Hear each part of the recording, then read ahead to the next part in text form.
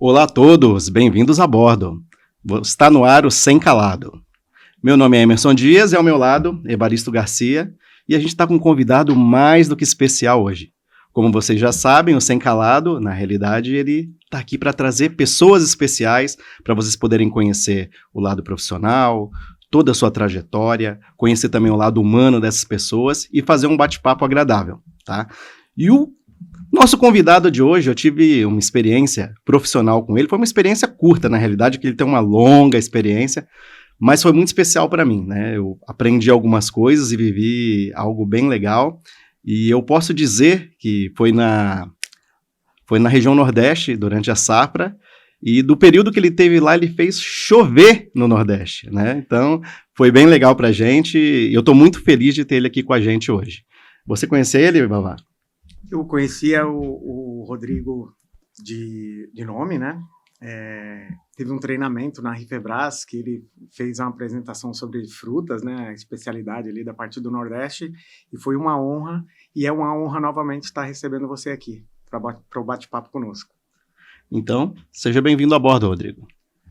Muito obrigado, fico lisonjeado aí pelas palavras, pelo convite também, estar participando aqui do Sem Calado podcast. Muito feliz mesmo, com dois amigos, né, Sim. E parceiros de trabalho. Muito obrigado pelo convite. Espero poder colaborar, né, passando um pouco da minha experiência, de tudo que eu vivi aí um pouquinho, né, nessa minha carreira. Passou já dos 20 anos, né, e tem muita coisa interessante, tem muita informação e experiência para compartilhar. Mais uma vez, muito obrigado pela apresentação. Faltou um pouquinho da apresentação aqui. O Rodrigo hoje está como o gerente comercial sênior, né, da Deep World, o filho do senhor Roldão e da dona Leia, e o pai da Isabela, né? Exatamente. Hoje, né, eu tenho o privilégio de trabalhar na Deep World, em Santos. Sou gerente comercial sênior, tanto da parte de landside como de seaside, né, explicando até um pouquinho melhor para o pessoal entender. É todo aquele relacionamento com os armadores, que é a parte de seaside, e o landside é todo o relacionamento, a negociação com os clientes, BCO, Freight Forwarder. Então, todo esse segmento que utiliza hoje o nosso complexo portuário. Então, é uma área comercial portuária. Exatamente. Né? E explica para nós como funciona o trabalho de um profissional da área comercial dentro de um porto. É parte muito estratégica, né, do terminal, né? Então, existem prospecções, existem as negociações de contrato a longo, médio e curto prazo também, as oportunidades de negócio que a gente chama de spot, né, que são aquelas que aparecem e é uma tentativa de né, acerto e erro e uma chance só, porque é algo que não vai voltar mais. Então tem que saber identificar, prospectar direitinho para que tenha aí o êxito, consiga atender tanto a expectativa do cliente, como também a expectativa dos acionistas, né, do dono da empresa. Sim. Que é sempre, obviamente, rentabilizar e trazer, né, a satisfação do cliente. Então, é uma área muito, vamos dizer assim, específica, não só, aí a gente pode até abrir um pouco mais esse leque, não só na área portuária, mas no shipping como um todo, na navegação como um todo, é uma área específica muito estratégica. Então, não muda, né, a parte de comercial portuária, não muda muito do que é hoje nos armadores, não muda muito do que é hoje nos freight forwarders, agente de carga, o produto que tem aí sim as suas diferenças. Então a gente vende tudo aquilo que a gente pode oferecer hoje dentro do nosso complexo portuário. Né? E como foi o início disso, Rodrigo? Quando você iniciou na sua carreira, já entrou diretamente na área comercial? Já estava no sangue isso daí? Como que foi? Não, eu comecei na minha carreira, posso dizer aí há um pouco mais de 26 anos atrás.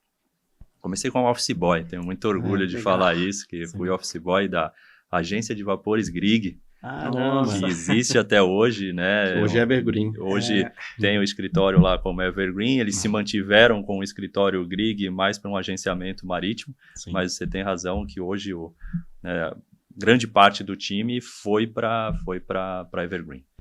E comecei como office boy.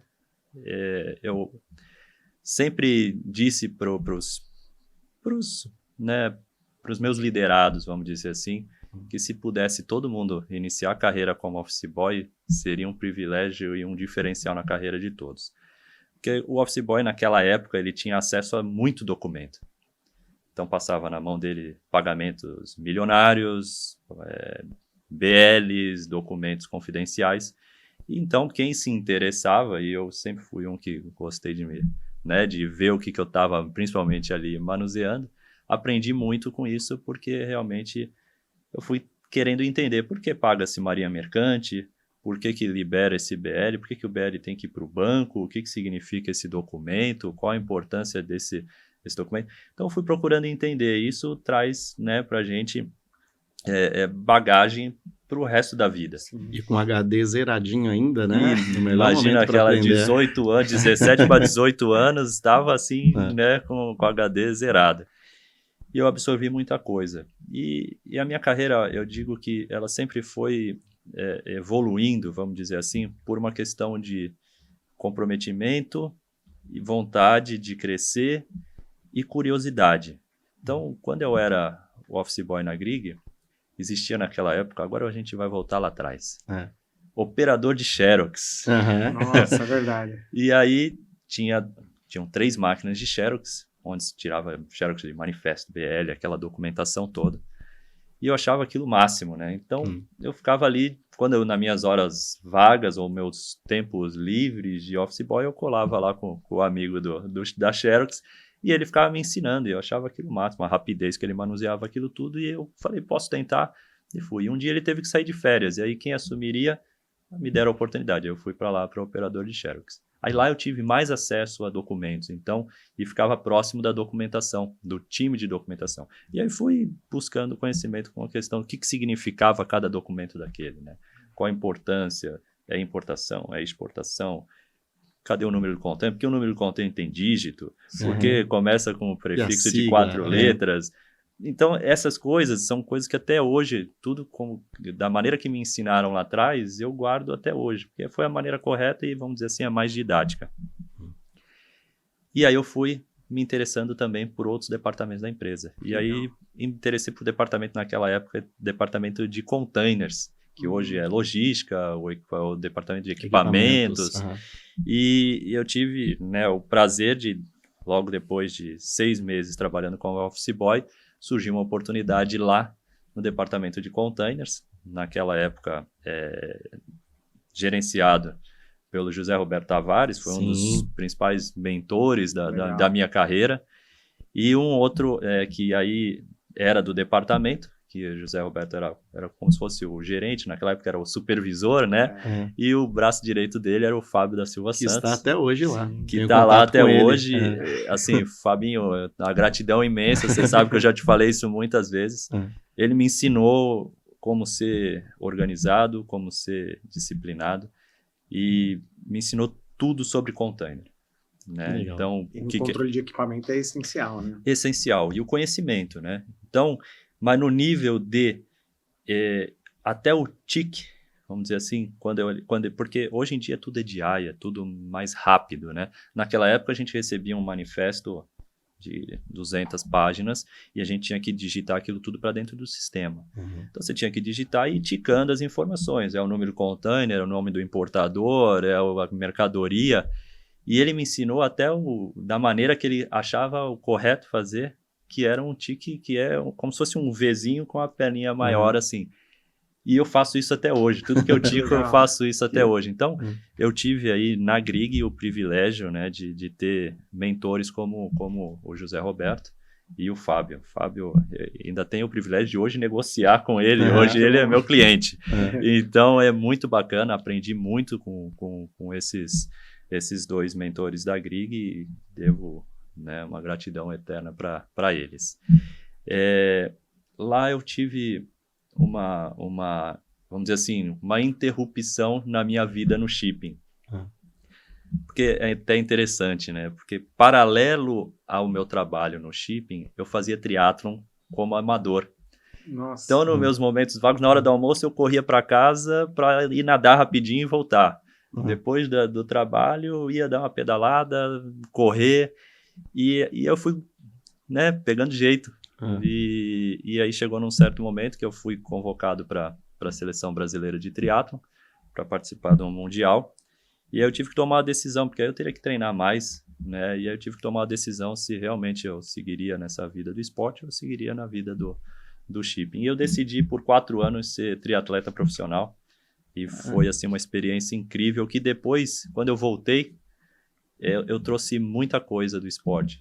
Isso era na época do Paulo Miyashiro? Na época do Paulo, eu tive o prazer de treinar e competir junto com o Paulo Miyashiro, Frederico Monteiro. Eu participei de um programa numa rádio com ele. Cara, espetacular. Sensacional. Cara, sensacional. Sensacional. Paulo Miyashiro é uma pessoa especial. É um cara... Legal. Um cara de excelente índole, um cara muito gente boa, um coração enorme. Sim. E aí, né, voltando pro nosso foco aqui, eu trouxe do esporte, e é outra coisa que eu falo, né? O esporte, ele além de ser vida, ser saúde, ele te ensina muito, né? Principalmente na nossa vida profissional. E o triatlon, eu digo que é um esporte de metódico, né? Porque você tem a natação, o ciclismo e a corrida. Então, se você não for organizado, você perde tempo. Porque quando você vem da água, que você vai sair para pedalar, seu capacete tem que estar com a fivela certinho, com o óculos encaixado, tudo bonitinho. E assim quando for sair para correr. E eu trouxe isso para a minha vida profissional. Então, eu sempre falo, né? Organização é tudo. Então, por exemplo, a minha mesa tem pouca coisa em cima da mesa, é tudo organizado, chega quase um toque, né? Ajeito a caneta retinho, porque isso vem muito da disciplina do esporte. Sim. E outra coisa que eu agradeço muito a essa oportunidade do esporte foi a questão do comprometimento. Sim. Comprometimento, disciplina, força de vontade, porque no esporte você abre mão de muita coisa, né? Principalmente no triatlon e numa vida onde eu só fazia o triatlon. Então, você tem que abrir mão de muita coisa. Então, você trazendo isso para a vida profissional, é impressionante o quanto isso alavanca a sua carreira. Essa força de vontade, não desistir nunca, né? Queira ou não, tem aquele espírito competitivo, mas saudável, sem passar por cima de ninguém. Então, isso me fez muito bem, me faz até hoje ter esse espírito esportista que eu aplico no meu dia a dia profissional. E aí, depois da Grig, quando eu falei, um dia eu estava vendo lá minhas coisas, aí eu peguei minha carteira de trabalho, aí eu falei pro meu pai, poxa, eu preciso voltar a trabalhar. A expectativa que eu tinha no triatlo aqui, ela me rendeu bons frutos, mas não vai me render uma estabilidade para a minha vida. Então, eu preciso voltar a trabalhar. E aí, meu pai falou, não, tudo bem, vamos ver aí o que a gente consegue para você voltar para o mercado. E aí, eu tive a oportunidade de entrar na Libra, terminais, famosa T37. Bons momentos na Libra. Bons momentos, muitas amizades e bacana. Hoje, por onde você passa, tem um ex-Libra.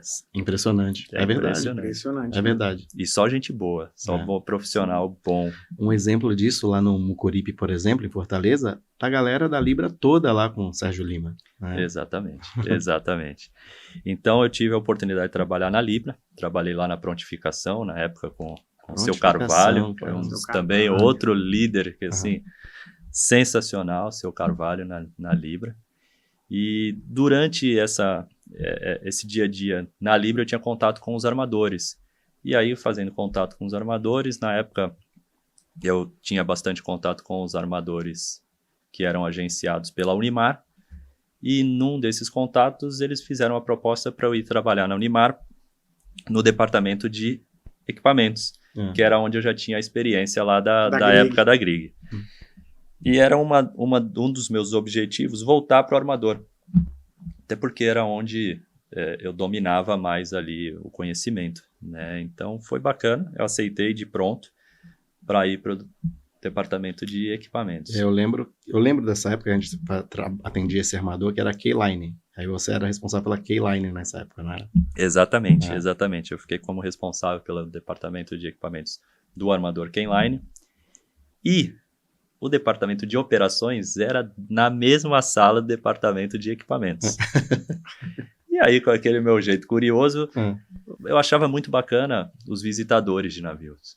Pô, o cara vai de madrugada no navio, pô, ainda voltava com uma Coca-Cola Diferente, né? importada, diferente. Eu achava aquilo bacana demais. A Fanta com gosto de xarope, né? Eu falei, pô... Aí eu comecei a falar com os visitadores, pô, o dia que tiver um navio, eu queria ver como é que é. Pô, me leva. Ah, de quando você quiser. Então tá bom, ó, tem um navio assim. E aí eu tive a oportunidade de ir uma vez com o Thiago Nunes. Thiago Nunes, Thiagão, caramba. grande Thiagão. Thiago Nunes, hoje na Cosco. Uhum. E ele que mostrou tudo que acontecia na visita, né, de um navio. E eu achei muito bacana. E tava ali junto com o pessoal. E o Rodrigo Pinho, hoje ainda, né, o diretor lá da Unimar, teve a oportunidade de abrir uma vaga de visitador, eu logo me prontifiquei e consegui ir para lá. Então, vai vendo, né? Você vai... É o que eu falo, hoje, se você for tentando entender, buscar o conhecimento, estudar aquela matéria, não tem porquê, quando aparecer a oportunidade, você vai ser visto. E aí, fui como visitador, fiquei 2 anos como visitador, muitas noites sem dormir. Ou dormia no escritório, porque precisava fazer a documentação para sair do navio. Aí você passou a não achar tão legal nessa história aí de começou madrugada, a ficar cansativo, né? Com faculdade ainda e tudo. E olha que nessa época de visitador, eu ainda inventei de querer aprender a fazer plano de navio. Pra ser planner. Planejamento para ser planner. E aí o meu professor foi o Capitão Quaresma. Caramba, cara. Capitão Quaresma, eu saía da faculdade e ele morava 1 quadra de casa, passava em casa, deixava as coisas e ia para casa dele 11h30 da noite, porque ele ia fazer o planejamento dos navios da Ásia. Naquela época ele fazia o planejamento dos navios da Ásia, então por causa do fuso horário ele planejava no início da madrugada. E eu ia para lá e ficava aprendendo com ele. Então foi bom esse aprendizado, porque aprendi sobre segregação dentro do navio, porque o container reefer não pode ficar próximo do container IMO. Então isso tudo vai trazendo, você vai buscando. Só que é o que eu falo, a informação está aí, né? Só que tem que buscar, ela não vem. Tem hoje muitos cursos, pós-graduações, que tem muito conteúdo interessante, mas a informação de dia a dia, ela está no dia a dia. Eu vou citar um exemplo agora, né? Eu trabalho com reefer há 29 anos já, né? E a gente sabe que muita gente não conhece de reefer, o pessoal não quer conhecer de reefer. Quando eu tive a oportunidade de conhecer lá no Nordeste no treinamento, eu fiquei impressionado com o teu conhecimento de reefer. Eu falei, caramba, onde ele aprendeu isso? Né? Era essa pergunta que eu me fazia. E eu posso te falar que eu nunca fiz um curso especializado em reefer. Até porque não tem, né? Não existe. Não tem. Então, por exemplo, o Fábio, lá no início da minha carreira, ele me passou muito a parte técnica. Vistoria, avaria, maquinário. O Fábio conhece muito de reefer. Então, ele me passou todo esse conteúdo na época. E aí você vai buscando aprimorar, né? A lapidar todo aquele conhecimento que você tem, você vai lapidando no dia a dia. E a gente vai chegar lá nessa parte do reefer, né? E, bom, aprendi a fazer o plano do navio, aí comecei a ser o controller da K-Line, controller operacional, na época era o head operacional daquele armador para o Brasil. E aí o que acontecia? O Porto de Paranaguá passava por algumas dificuldades de atracações e tudo mais, e alguns clientes reclamando. O gerente comercial naquela época, o Ricardo Caruí, ele me chamava para ir para as reuniões para explicar o lado operacional do que estava acontecendo com os portos e por que às vezes cancelava o navio ou cortava a carga. E eu fui numa volta de reunião com ele, ele falou, Rodrigo, você é muito mais comercial do que operacional. Aconteceu isso comigo na NSC também. Quando eu fiz a transição meio que de operacional para venda, né, foi também algo do tipo. A gente foi fazer uma visita no antigo Bertim e eu fui com a equipe comercial e o pessoal, pô, você está no lugar errado, cara, você tem que vender. E aí, depois disso que eu comecei a me interessar, a estudar. Mas desculpa, imagina, mas é assim, é justamente assim. Então, e ele, logo depois desse bate-papo num táxi lá em São Paulo, voltando de uma reunião, ele recebeu uma proposta para sair da empresa, e era uma proposta para ir para uma empresa gigante, E ele aceitou essa proposta. E uma das condições que ele colocou na época da saída dele foi que o executivo de vendas número 1 dele na época, Marcelo Costa, que cuidava de Riffer, ele era dedicado no Riffer, que assumisse a cadeira dele como gerente e que eu saísse de operações e assumisse, né, a cadeira do Marcelo como executivo de vendas focado no Riffer. Porque eu já tinha essa bagagem de ter aprendido lá atrás no departamento de equipamentos o que acontece no Riffer. Porque vender tem que ter um pouco do dom, tem que ter um pouco do conhecimento, Sim. mas a venda é venda. Seja do Riffer, seja do Dry. Quando você atrela o conhecimento, aí Muda que vem o totalmente. diferencial. Aí que vem o diferencial. Então eu tinha na minha cabeça que o mercado, e eu posso dizer que até hoje, Emerson, você me corrija se estiver errado, ele não tem tantos profissionais com conhecimento em Riffer. Eu vou te dizer mais ainda. Você sabe que nós ministramos vários treinamentos durante o ano para equipes comerciais dos armadores.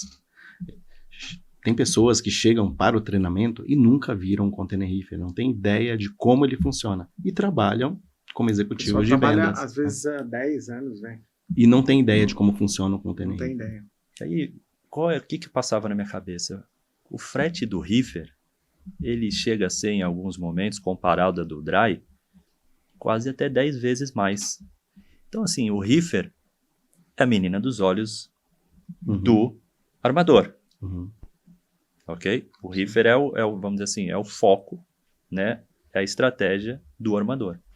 Eu falei, se eu tenho, né, como aprimorar o meu conhecimento que eu já tenho no Riffer hoje, eu vou ter destaque. Sim. Porque eu vou conseguir vender o Riffer com uma questão de propriedade de como funciona aquilo. Porque a hora que o cliente tem problema, eu vou ter propriedade de responder, vou ter a confiança do departamento operacional e de equipamentos para que eu responda, para que eu vá resolver a situação com o cliente sem que precise deslocar alguém do operacional.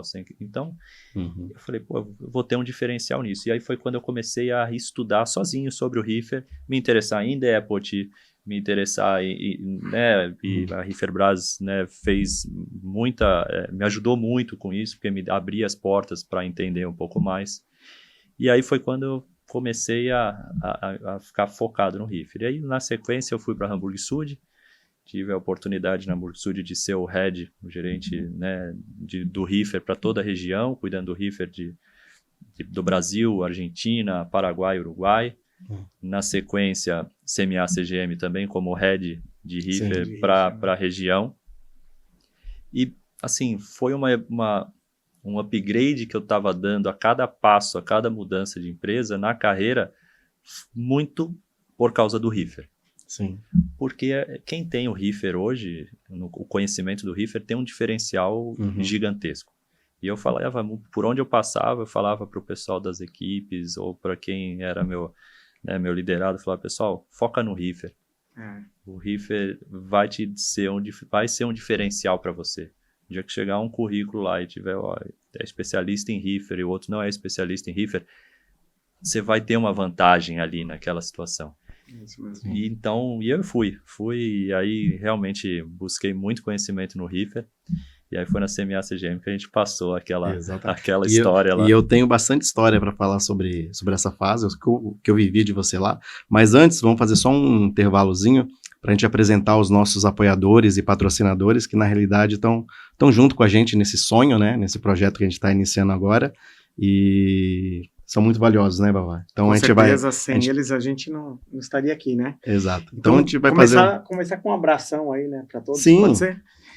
Um abração aí para a ACL Cargo, o Luiz, o Bruno Nabuco e toda a equipe ACL aí, sensacional, o pessoal de transporte especialista em Riffer, né? Faz muita carga ali para a região de Anápolis, ali, o Daia. A GESCOM, né? GESCOM, o nosso amigo Daniel Torma. Espetacular aí no reparo. A Vento International, que é o Marco Júnior, eu chamo ele de Júnior, né? Transportador de excelente qualidade. A Protainer com a SOC também, com Rafael Lima. o Pedrão da PG Lock, toda a equipe, um abraço aí, sempre parceiro a todo momento. O Maurício da Satec, que salva a gente diversas vezes aí. E os Postos Portal, por intermédio do Thiago aí, mandar um abraço aí para eles, aí para toda a equipe do Portal de Santos e para o seu Ricardo. Né? Sem esquecer também da Delise, que está apoiando a gente também, inclusive mandou esses salgados aqui, que estão uma delícia também. Obrigado. Aconselho, pessoal, pesquisa a Delise, é o melhor salgado da Baixada Santista. Só um minuto, a gente já volta, vamos passar o reclame dos nossos apoiadores. Sem Calado Podcast. Oferecimento ACL Cargo, soluções inteligentes em transporte de cargas. PG Lock, transportes e locações de monking e dastes. Vento International, conectando sua carga com o mundo. Delície Salgateria, salgados gourmet de altíssima qualidade. Patrocínio GESCOM, reparos de estrutura e inspeções em containers. Apoio Protainer, SOC, Shipper on Containers. Satec. Postos Portal de Santos. Então, Rodrigo, você já falou um pouquinho já sobre o teu início, da tua trajetória até chegar na parte comercial, né? E você já falou o nome de algumas pessoas, né, que foram importantes para você nessa trajetória. Como você mesmo falou, você gosta de estar sempre aprendendo. Então, acho que esses mentores são pessoas essenciais na tua trajetória, né? Agora me diz, quem foi o principal mentor da tua carreira? Olha, como eu falei, né? Tiveram vários mentores, líderes, mas o que realmente fez muita diferença na minha carreira, me inspirou, me ensinou muito, inclusive me apelidou de Riffer Gomes, foi o Julian Thomas. Julian Thomas, não tem quem não o conheça, né, quem faz parte hoje desse nosso segmento do shipping portuário. Então, assim, eu diria que foi o meu principal líder, o meu principal mentor. Gratidão eterna por todo o conhecimento. Julian, aproveito aqui para fazer essa homenagem, esse agradecimento, porque foi, né, sendo liderado pelo Julian Thomas que realmente minha carreira deu uma guinada, uma alavancada muito grande. Por todo o conhecimento, né, por toda a bagagem que o Julian tem e que ele pôde me passar. Imagina só, você ir para uma reunião, por exemplo, num cliente, a 3 horas de São Paulo, de carro, com o Julian. Imagina a quantidade, né, de conhecimento que numas conversas que teve no carro eu pude absorver. Então, ele compartilhava coisas de negociações que ele teve, estratégias. Então, você absorve muita coisa. Então, eu diria que a partir dali, a minha maturidade profissional, ela assim, teve um upgrade muito grande. Então, Julian, de novo, muito obrigado. Acho que hoje, né, eu diria que, obviamente, além de todo o comprometimento, de toda a minha dedicação, eu cheguei onde cheguei, onde estou, ainda tenho muito por crescer, mas é uma gratidão eterna por tudo que me ensinou. E ele me falou uma coisa uma vez, estava preocupado por umas, né, situações, e eu entrei na sala dele até para pedir uma aprovação num documento, e ele me viu o semblante um pouco preocupado, e ele falou: o que está acontecendo, Riffer Gomes? Estou preocupado, Julian, né, algumas situações. Aí ele falou: não sei o que está passando na sua cabeça, mas fique tranquilo que para um bom profissional sempre haverá um lugar. E isso eu guardo para mim até hoje. Então, eu passo isso para os meus liderados, pelos times, né, que eu já tive a oportunidade de liderar. Eu sempre falo isso. Eu acho que se você estuda, se você vai buscar o conhecimento, se você tem dedicação, faz aquilo com amor, com fé em Deus, obviamente, vai chegar a hora, um dia chega. Pode às vezes não ser na hora que a gente quer, Mas aí são coisas que realmente está fora do nosso controle, mas não pode desistir, tem que continuar, né, perseverante, que não tem por que não chegar. Dedicação, comprometimento, respeito ao próximo, amar aquilo que faz e, assim, fé em Deus.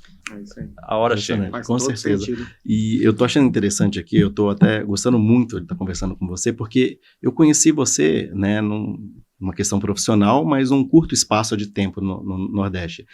E apenas com o que eu pude observar de você naqueles pequenos momentos, eu pude estar vendo exatamente isso que você está falando pra gente aqui. Eu vou citar um exemplo, né, tinha uma operação da CMA-CGM lá em Juazeiro, na Bahia. Um container de CA, com controle de atmosfera.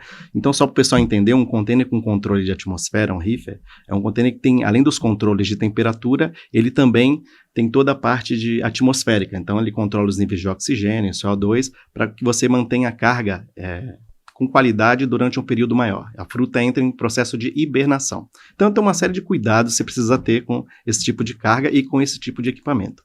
E aí, o armador ele ia fazer uma operação teste, né, com esse cliente lá em Juazeiro, e nós fomos convidados para fazer a parte técnica acompanhando, né?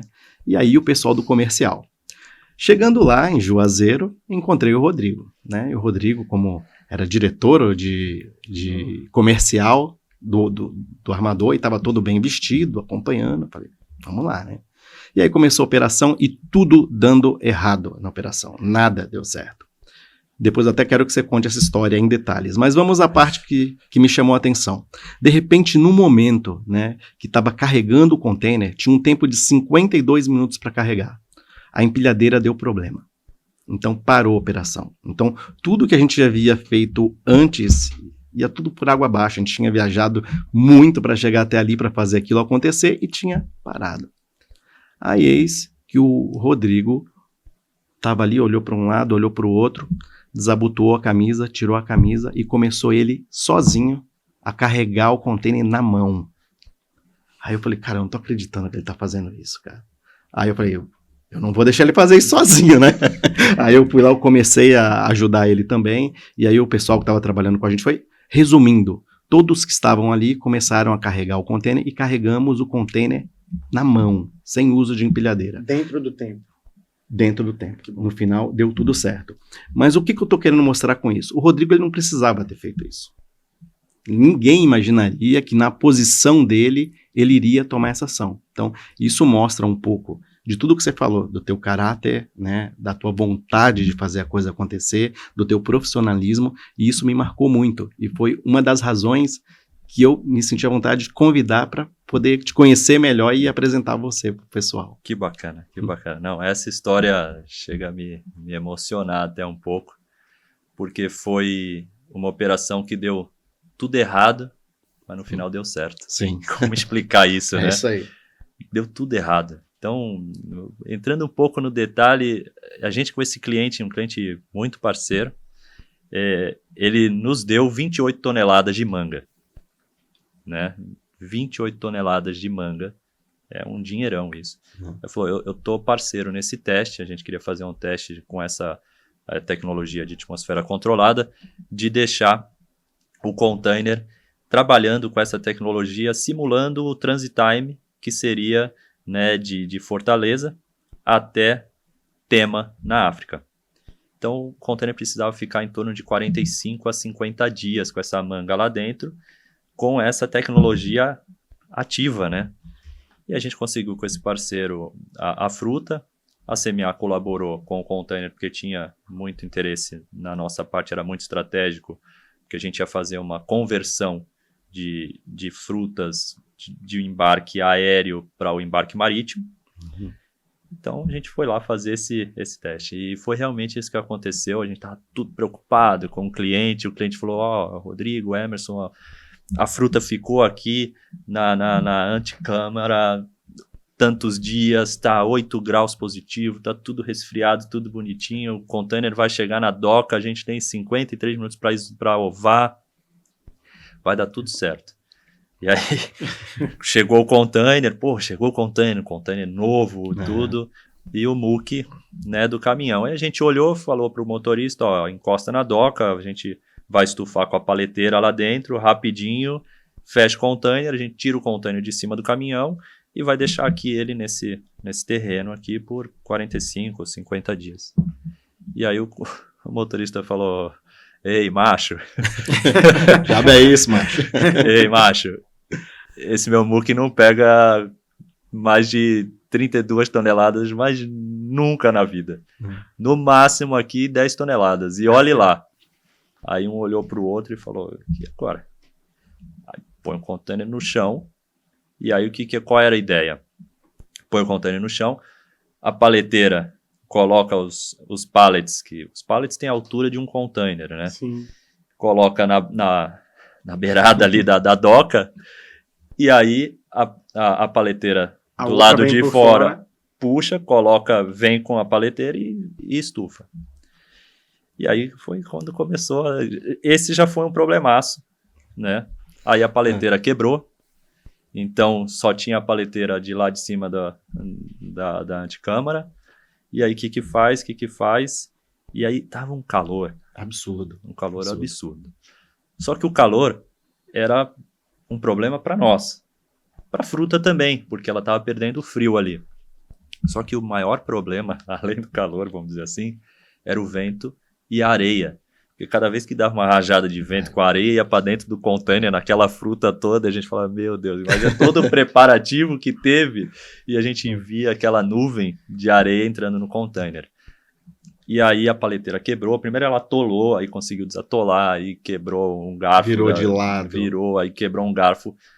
E aí a gente falou, eu não vim de São Paulo, a gente não conseguiu 28 toneladas de fruta, uma mobilização de uma equipe gigante, Emerson, o pessoal, o agricultor, o dono da fazenda.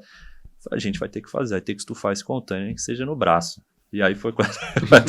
Pessoal, vamos desmontar o pallet e a gente vai estufar isso no braço. E montar o pallet caixa por caixa, então são 28 toneladas de manga que a gente colocou dentro de um container no braço. Vocês colocaram o pallet lá dentro, colocaram de novo as caixas por cima. A gente desmontou o pallet fora, né? E aí conseguia pegar de 3 caixas ou 4 caixas, ia montando o pallet dentro do container. E aí pôs a cortina, né? Que aí foi difícil também, tava muito calor e a gente não tinha ferramenta adequada para fixar a cortina. Foi na unha. Colocou a cortina e puxa daqui, puxa dali. E a estufagem que a gente fez, vamos dizer que ela não foi a melhor e a que se pede, né? Vamos dizer assim, a melhor prática. Então avançou um pouquinho até o limite do container, a gente falou, poxa, isso já vai afetar o fluxo interno da circulação do ar, pô, não vai dar certo. Porque a própria empilhadeira, ela empurra um pouco o pallet, o outro, né? Na mão não tem... E o pallet feito certinho na máquina, ele fica apertadinho. No nosso era uma caixa um pouco mais para cá, outra caixa um pouco mais para lá, e o nosso receio era de interromper o fluxo do ar, do frio, o ar frio dentro do container.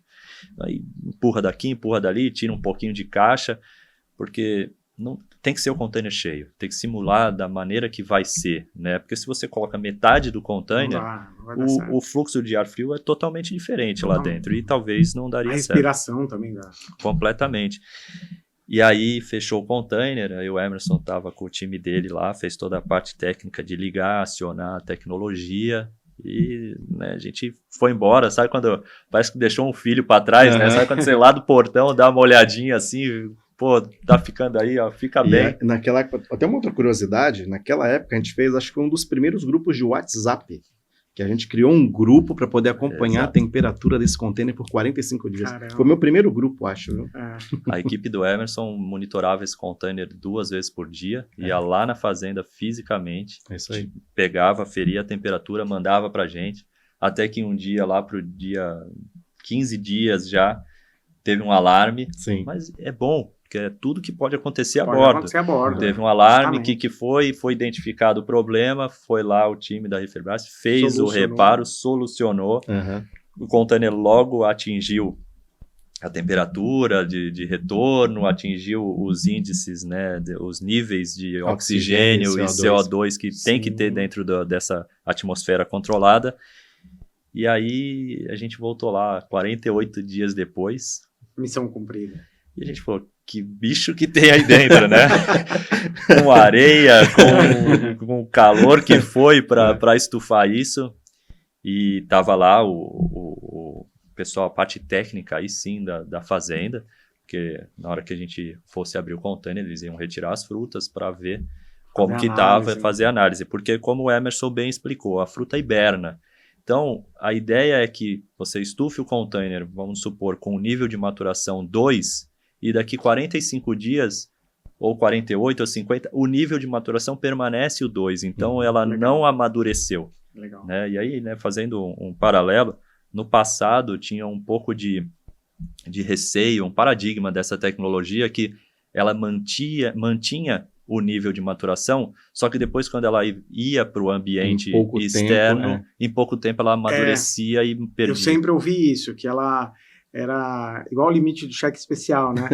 Ficava, mas quando vinha depois do limite, cobrava todo o período. Em pouco tempo ela amadurecia e logo ficava pronta para ser consumida ou até mesmo passava do ponto e apodrecia.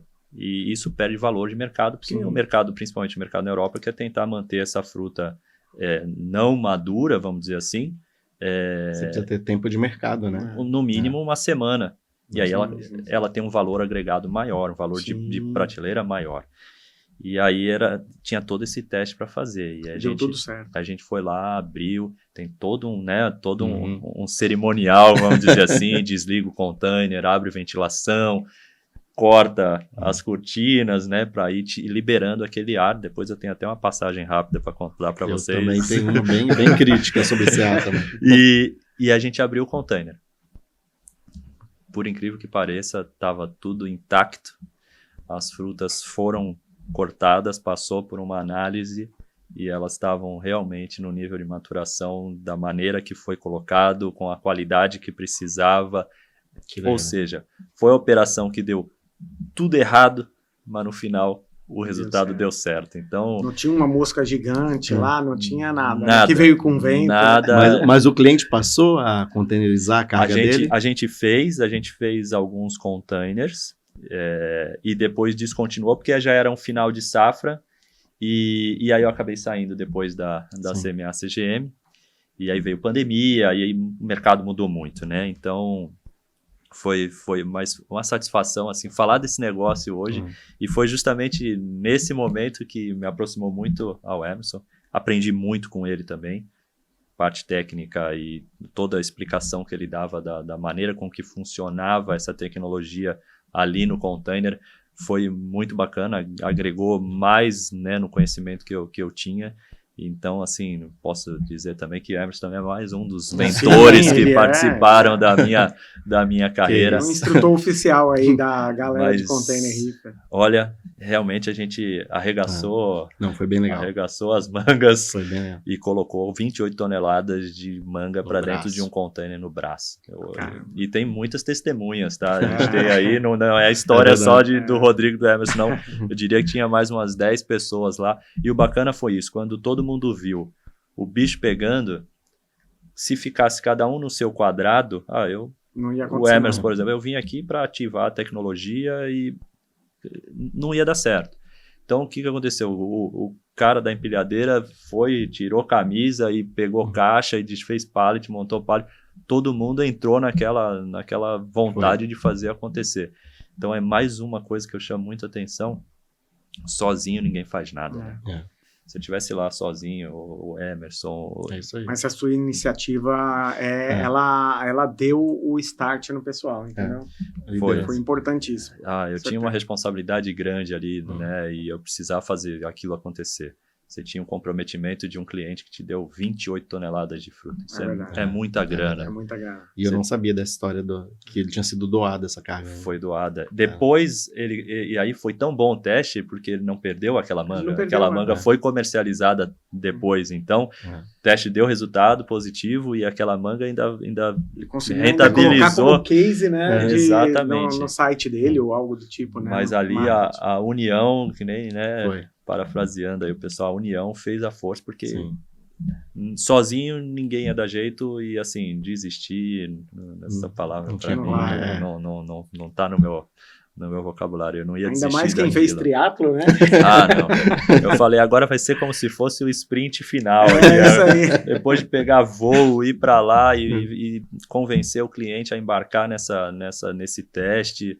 Falei, é muita responsabilidade. Falei, não, isso tem que acontecer, cara. Não é possível. A gente não pedalou isso tudo para chegar aqui e não morrer na praia, mas morrer na fazenda ali, naquele né? calor. Naquele calor. Eu falei, Nossa. não. E olha, Deus, essa história eu já tive a oportunidade de contar ela várias vezes, então é muito bacana. O pessoal fica impressionado, mas... E tu não sabia que eu lembrava da história, né?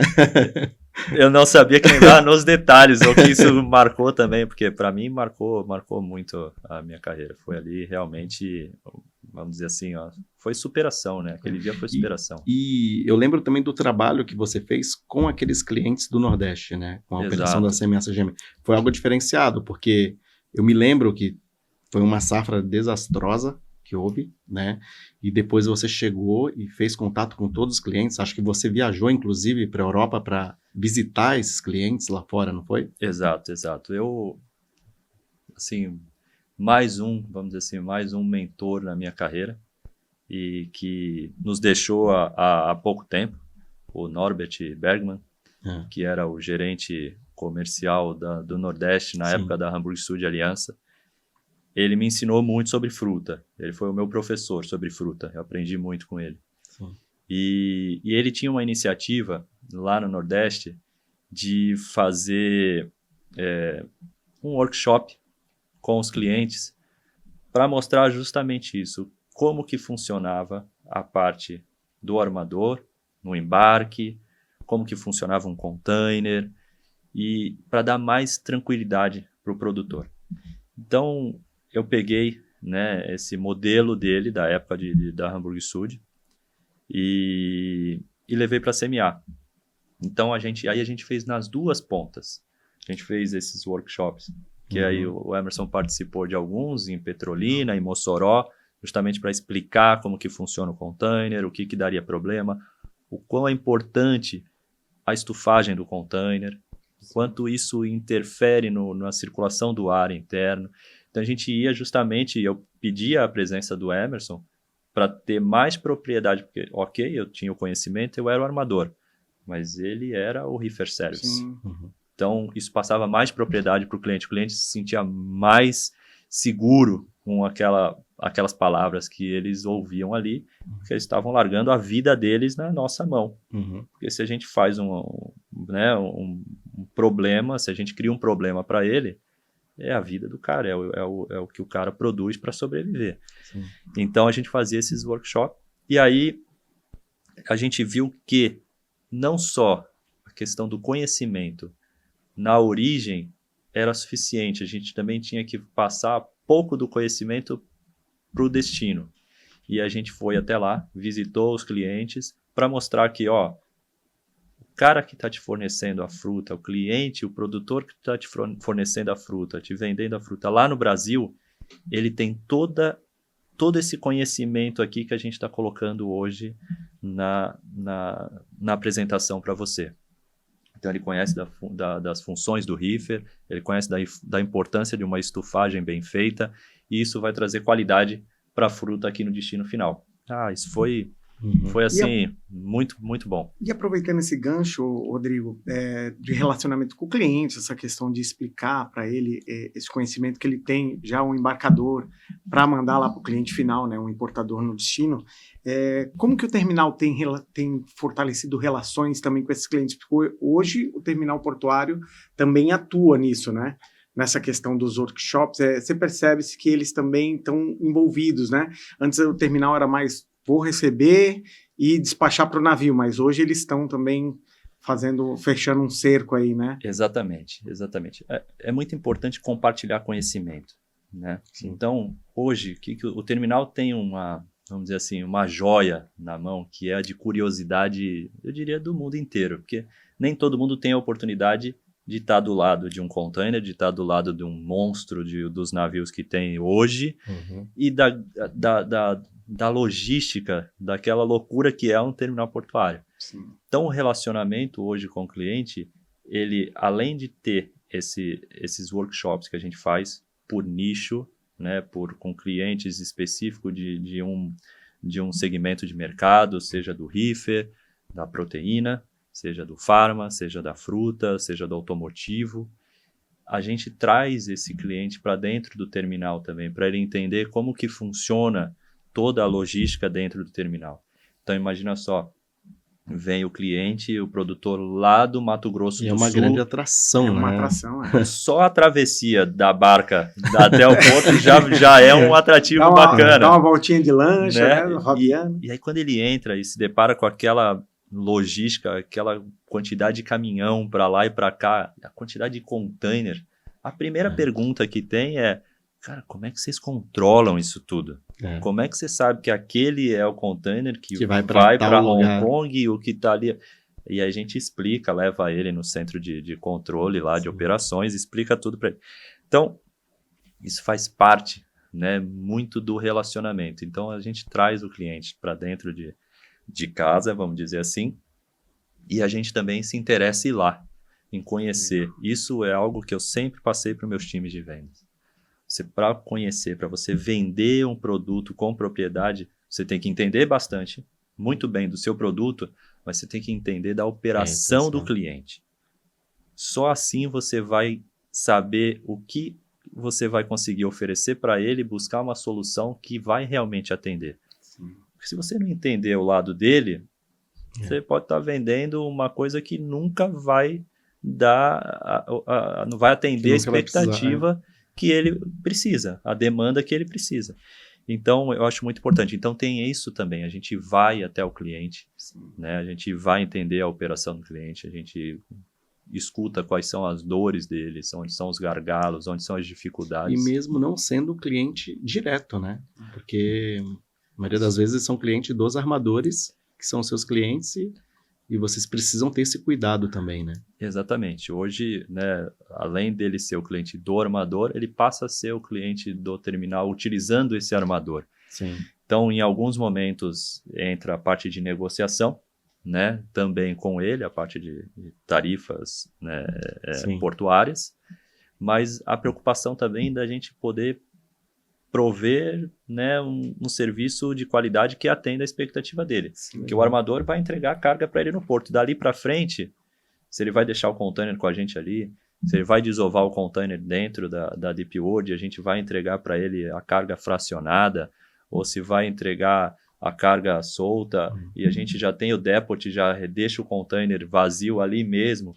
Então, tem que ter esse relacionamento, mas a parte de relacionamento, essa parte de workshop, isso a gente mantém, por mais que a pandemia mostrou que muita coisa dá para se fazer à distância. Não, nada substitui o olho a olho, não substitui. O comercial precisa desse contato. E também, atualmente, na palavra do momento, a sustentabilidade hoje, quais são as ações em vigor, assim, hoje que o terminal portuário tem feito proveito para demonstrar para os seus clientes assim, que ele está envolvido, até né? Porque navios agora, né? Os navios sustentáveis também já estão começaram a chegar aí já, né? Recentemente a gente teve aí o CMA CGM Bahia, que atracou lá na Deep World. Foi o primeiro navio, né, movido a LNG. Sim. Então você já vê esse movimento já há algum tempo com os armadores. E a gente, né, eu diria não só a Deep World, né, mas o segmento portuário como um todo tem aí um compromisso, né, com o meio ambiente. Então você vê muito essa questão de descarbonização, redução de emissão, né, de carbono, eletrificação de equipamentos. Então isso tem sido uma constante. Vou dar um exemplo lá da Deep World, a gente está eletrificando, né, os nossos RTGs. Então hoje eles são de combustível fóssil, são movidos a diesel e vai passar a ser elétrico. Isso você te traz uma redução considerável de emissão de carbono. Então é o comprometimento, né, com o meio ambiente, porque a gente precisa cuidar, né? A gente está vendo aí como está mudando essa questão, esse aspecto, vamos dizer assim, climático, e isso tudo é um efeito rebote de tudo que acontece, né, com essas emissões, com poluição.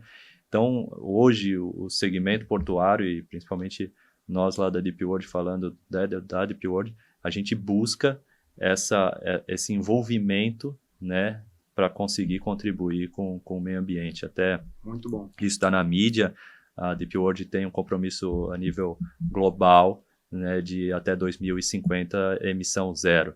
Então mostra o quanto, né, além da Deep World, o segmento como um todo está comprometido com essa questão do meio ambiente. Isso vai ficar lá para os nossos filhos, né, para a Isabela ter né, quando ela tiver lá com os seus 30 anos. Com quantos anos aí, Isabela? Isabela está com 7 anos. Legal. 7 anos. Eu também tenho uma filha de 7 também, Maria Clara. Isabela está com 7 anos. Então, ele é da prática de esportes, mas e aquele caos, né, que engraçado do...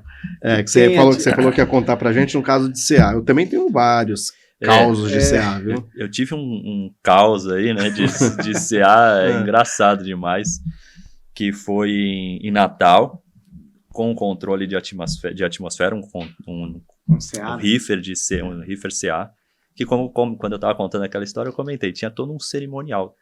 É uma prática, né, de como que você consegue abrir um container daquele, porque imagina só, como o Emerson falou, nada mais o ambiente interno do container, ele reduz o oxigênio e a máquina insere o CO2. Então, fica um ambiente tóxico. Totalmente. Não tem como respirar lá dentro. Então, tem toda uma técnica, né, uma prática de você... Para abrir esse container, não dá para abrir ele com a cara lá. Ele inclusive tem alarmes hoje que ele não permite você conseguir abrir a porta se não tiver os níveis de oxigênio aceitáveis. Então você tem que seguir o protocolo, porque é risco de morte. E nessa tela, né, Emerson, nessa cortina que a gente chama, tem lá, mantenha-se afastado, risco, né, tem o desenho de um carinha de asfixia em 7 idiomas. Exatamente. Porque tem que seguir o protocolo. E aí, a história engraçada que eu tenho foi engraçada porque no final não foi nada grave, mas poderia ter sido algo muito grave por até uma questão de falta de conhecimento, mas não foi falta de aviso. Chegou um container de CA no porto e um fiscal pediu para abrir o container que ele queria tirar uma amostra, queria fazer uma fiscalização. Tá tudo certo, né? Rompe-se o lacre. Só que aí, naquela época eu tive, né, acho que a sorte de estar ali naquele dia no porto. Eu ia algumas vezes para acompanhar lá na época toda a engenharia que o Sérgio Lima, inclusive, quero mandar um abraço ao Sérgio Lima. Também Sérgio Lima foi um dos caras que me ajudou muito na minha carreira, me ensinou muito sobre operações. Por isso eu vou convidar ele para vir aqui também bater um papo também. Que bacana. Vai sair muita história boa aí, vai sair muita história boa. Então ele vai ter muito caos, né? Vai. E aí a gente tinha essa relação muito próxima entre comercial e operacional. E eu fazia questão, durante a safra, ir no porto ver o que realmente estava acontecendo. E nesse dia eu me deparei com essa situação onde o fiscal queria abrir o container de qualquer jeito. E a gente falou, calma, esse container é um container de controle de atmosfera, a gente tem um protocolo para... Não, abre esse bicho aí que eu vou tirar uma amostra. Calma, não é assim. Ele já foi rompendo o lacre.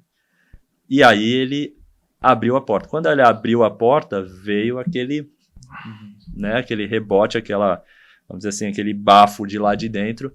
E sem ele oxigênio. caiu. CO2. Caiu sem oxigênio. Caiu desmaiado.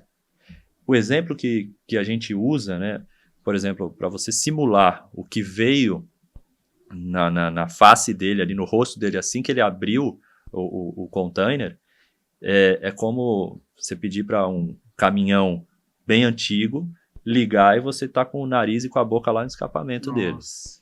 É quase isso, talvez seja até pior, porque na hora caiu e todo mundo conseguiu sentar, ele deu uma desmaiada, mas é aí que eu chamo a atenção. Chega a ser engraçado, porque a maneira com que ele falou, eu vou abrir esse bicho aí de qualquer jeito, e não tem nada de atmosfera não, comigo esse negócio não funciona, e aquele jeito engraçado deles, mais descontraído, mas aí depois ele viu o quanto era sério esse negócio e graças a Deus deu tudo certo, mas que bom que ele se aprendeu, né? Mas o controle de atmosfera é muito complicado. E hoje tudo bem que existem proteção, né? Existem sensores com travas elétricas que não permitem a abertura da porta sem que você abra a ventilação para poder oxigenar, né? Mas no passado não, no passado os primeiros contêineres não tinham essa trava. E aí era bem crítico, né? Bem crítico mesmo, né? E A respeito ainda da época lá do Nordeste, né? Para mim, isso foi bastante especial, né? Além do trabalho que você citou, que foi feito com o cliente também, com essa questão da qualidade também. Eu lembro que você fez um trabalho também estratégico, né? Porque o armador ele vinha perdendo esses clientes para concorrentes, né? E eu sei que na época lá, inclusive eu fiquei sabendo que você foi o responsável por trazer de volta esses clientes que haviam perdido, que a CMA havia perdido. Como é que foi essa estratégia naquela época? Relacionamento, Hoje ainda é assim, e eu diria que por muito tempo isso vai perdurar até que vamos dizer assim, a tecnologia venha a mostrar outras soluções, né? A inteligência artificial, né? Que é a coisa, né? Vamos dizer, a tecnologia da moda. Mas, assim, nada de especial. Relacionamento. Então, obviamente, existe a parte estratégica, onde você vai fazer um estudo baseado nas estatísticas do que perdeu, do que era do seu armador, do que não está mais, o porquê. Envolve preço, obviamente, mas a questão do relacionamento, isso é importantíssimo. E lá no Nordeste em especial, né, porque não diria todos, mas a grande maioria dos exportadores, dos produtores, eles são também quem negociam diretamente. Então, como eu falei há pouco, ele entrega o maior, ou um dos, né? O maior bem da vida dele é a família, né? Sim. Mas um dos, né? Ele entrega na sua mão. Que se der errado, acabou o ano para ele. Acabou tudo para ele. Você falha uma fazenda se você fizer uma grosseria, um erro muito grosseiro. Um prejuízo muito grande para ele. Então, relacionamento, mostrar para ele que realmente existe ali um comprometimento e uma parceria que ele pode confiar, e isso assim, é básico na área comercial. O cliente precisa confiar em ti. Às vezes você pode não ter o melhor produto, mas se ele confiar em ti, ele vai contigo. Ele sabe que se der problema, ele vai te ligar, você vai ajudar, você vai resolver, você vai se fazer presente. Que hoje é uma coisa que muitos reclamam, né? A gente, com essa era digital, acabou um pouco de celular e quem é a pessoa que eu vou ligar quando me der o problema. Então, existe essa valorização ainda muito grande. Ele quer saber quem é. É o Rodrigo? Se der o problema aqui, é para ele que eu tenho que ligar? Sim. É para mim que você tem que ligar. Ou é para o Júlio, ou é para o A, para o B, para quem é o responsável da área. Então, é isso. A estratégia é trazer o cliente de volta no relacionamento. Produto, preço, de novo, pode não ser o melhor, mas se ele tiver a confiança, ele confiar que realmente os 350 containers, os 1.000 containers dele tiver numa mão segura e de confiança, ele vai entregar. Que ele pague mais caro, que ele demore mais 2 ou 3 dias para chegar, mas se ele tiver a segurança de que realmente existe ali uma pessoa que vai ajudar e que é confiável, essa é a estratégia comercial, relacionamento. Muito legal, excelente. Muito legal. Muito obrigado pela sua visita, foi espetacular. Você viu como o tempo passou rápido? Passa rápido, né? O tempo passou rápido, ficou várias perguntas a serem feitas, né? Não, a gente vai ter que fazer uma segunda, uma parte 2, porque realmente tem muita coisa para falar ainda, muito legal. Contem comigo, contem comigo. Não, realmente, para nós foi uma honra muito grande receber você, saber sobre a sua história. Para mim foi muito legal, eu realmente não conhecia, eu conhecia pouca coisa, e o pouco que eu conhecia deu para ver o teu caráter, teu profissionalismo, e agora você falando aí foi muito mais legal ainda. Que bom. Agradeço, obrigado por ter vindo mais uma vez. E em breve estará de volta, com certeza. Com certeza. Contem comigo, foi um prazer estar aqui no Sem Calado. Faço convite aí para todos que acompanhem não só esse podcast, mas todos que vão vir por aí. Já teve aí um spoiler de quem vai ser convidado também. Então eu faço esse convite de que acompanhe o Sem Calado, que essa dupla é muito boa, conhece muito, O pessoal que você mencionou pode depois retribuir o abraço, né? Com certeza, pode entrar em contato com eles e quem sabe, né, participar aqui também, mas muito obrigado, é um prazer. E como eu disse no início, que você fez chover lá no Nordeste, né, que você continue na tua carreira e continue fazendo chover por onde você passar aí, que tenho certeza que você é um cara muito especial mesmo e aonde você passar e onde você passou, sempre tiveram muitos casos de sucesso. Sempre vai ter brilho, pode garantir. Que bom. Eu fico muito feliz em ouvir essas palavras e eu falo muito isso pro time. Eu falo, o trabalho não é difícil, o trabalho é fácil. O problema é quem gosta de complicar. É verdade. Então, segue nessa linha que vai dar tudo certo. E sempre, né? Aquele mantra que eu tenho na minha cabeça e que eu tenho que colocar os créditos aqui de quem realmente falou isso uma vez e eu levo para minha vida, que é o meu ídolo Ayrton Senna. Sim. Que é: faça tudo com muito amor, dedicação e fé em Deus, que um dia a sua oportunidade vai chegar. Ela um dia chega. Então é assim que eu termino hoje, fazendo essa homenagem a esse meu ídolo, que é Ayrton Senna. Nem muita gente teve a oportunidade de viver aqueles domingos de madrugada que a gente acordava, mas seguindo aí as palavras dele, que eu mais uma vez agradeço vocês e a gente termina esse primeiro, talvez, aí de outros. Fico à disposição, podcast do Sem Calado. Obrigado. Pessoal, até o próximo episódio. Acessem as redes sociais e acompanhem aí, não percam. Até mais. Até mais.